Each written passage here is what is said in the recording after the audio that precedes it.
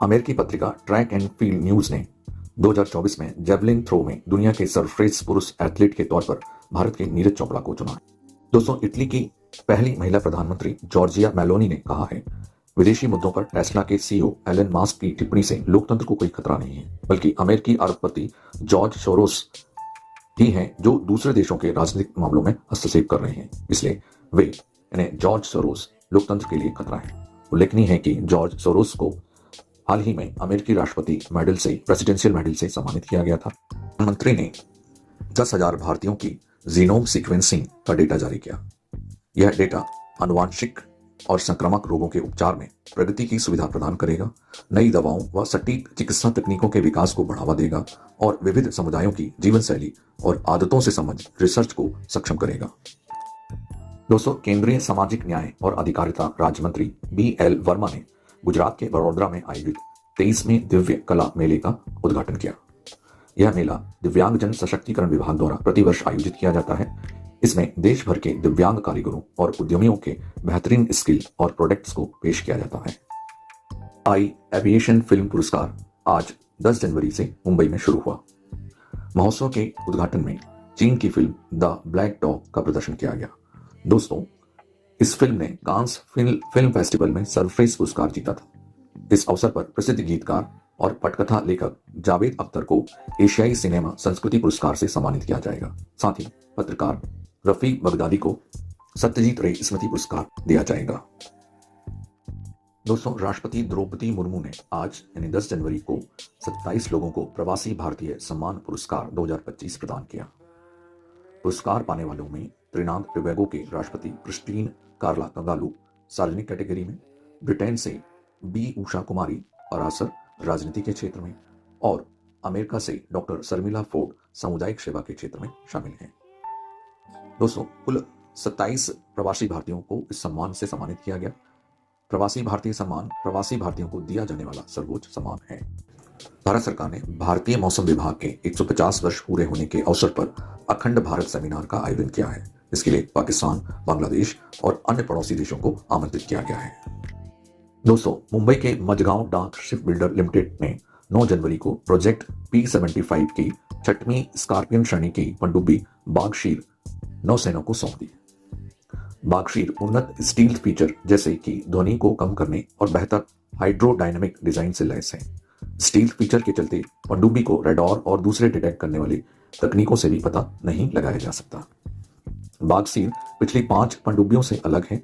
इसमें स्वदेशी रूप से विकसित एयर कंडीशनिंग प्लांट और internal communication and broadcasting system लगी हुई है। 6 पनडुब्बियों में कलवरी, खंडेरी, करंज, बेला, बागीर और बागशीर शामिल हैं।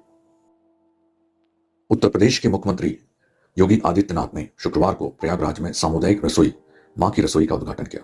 सरकार के अनुसार इस रसोई में आर्थिक रूप से कमजोर वर्ग के लोगों को 9 रुपए में भोजन मिलेगा। दोस्तों, भारत के राज्य कर्नाटक में जन्मे कनाडाई सांसद चंद्र आर्या ने जस्टिन ट्रूडो के लिबरल पार्टी के प्रमुख और कनाडा के प्रधानमंत्री पद से इस्तीफा के बाद पार्टी प्रमुख और प्रधानमंत्री पद की दावेदारी पेश की है। दोस्तों, केंद्र सरकार ने कुंभ के मेले की शुरुआत को लेकर एक पौराणिक कथा का वीडियो ऑनलाइन शेयर किया है। कथा के अनुसार इसकी शुरुआत हजारों साल पहले सुरों और असुरों में समुद्र मंथन के संघर्ष से हुई, जिसमें निकला अमृत ले जाते समय हरिद्वार, प्रयागराज, नासिक और उज्जैन में गिरा, जिसके बाद इन स्थानों पर हर 12 साल में कुंभ का मेला लगने लगा।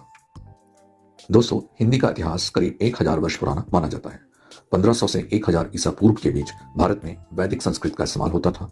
वैदिक संस्कृत से लौकिक संस्कृत निकली, जिससे 3 रूपों में प्राकृत, अपभ्रंश और अबहट पाली भाषा निकली थी। वहीं पाली भाषा के तीसरे रूप अबहट से हिंदी का विकास माना जाता है। दोस्तों, विश्व हिंदी दिवस और राष्ट्रीय हिंदी दिवस में क्या अंतर है? दोस्तों, हर वर्ष 10 जनवरी को विश्व हिंदी दिवस और 14 सितंबर को राष्ट्रीय हिंदी दिवस मनाया जाता है। दरअसल 14 सितंबर 1940 को हिंदी को भारत की आधिकारिक भाषा घोषित किया गया था, जिसके बाद 1953 से राष्ट्रीय हिंदी दिवस मनाया जाता है। वहीं हिंदी के महत्व को दुनिया भर में बढ़ाने के लिए 10 जनवरी को विश्व हिंदी दिवस मनाया जाता है। दोस्तों, दिवंगत पूर्व प्रधानमंत्री अटल बिहारी वाजपेयी संयुक्त राष्ट्र में हिंदी में भाषण देने वाले पहले भारतीय थे। वाजपेयी ने 1977 में तत्कालीन प्रधानमंत्री मोरारजी देसाई के नेतृत्व वाली सरकार में बतौर विदेश मंत्री पहली बार संयुक्त राष्ट्र महासभा में 32वें सत्र को संबोधित किया था। प्रदेश के इंदौर में जन्मे और पद्मश्री पुरस्कार से सम्मानित किए गए सुशील दोषी भारतीय क्रिकेट के पहले हिंदी कमेंटेटर रहे। उन्होंने 500 एक दिवसीय और T20 मैचों और 87 टेस्ट मैचों में कमेंट्री की। दोस्तों, लोहित नदी पर बना भूपेन हजारिका सेतु भारत में नदी पर बना सबसे लंबा पुल है। असम और अरुणाचल प्रदेश को जोड़ने वाले 9.15 किलोमीटर लंबे इस पुल को ढोला सारिया पुल भी कहा जाता है। प्रधानमंत्री नरेंद्र मोदी ने 2017 में पुल का उद्घाटन किया था और दिवंगत फिल्म मेकर भूपेन हजारिका के नाम पर इसका नाम रखा गया था। दोस्तों, Indian oil corporation, Bharat petroleum corporation limited और हिंदुस्तान पेट्रोलियम कॉरपोरेशन लिमिटेड को वित्त वर्ष 2024-25 में ईंधन बेचने पर हुए नुकसान की भरपाई के लिए सरकार 35,000 करोड़ रुपए की सब्सिडी देगी।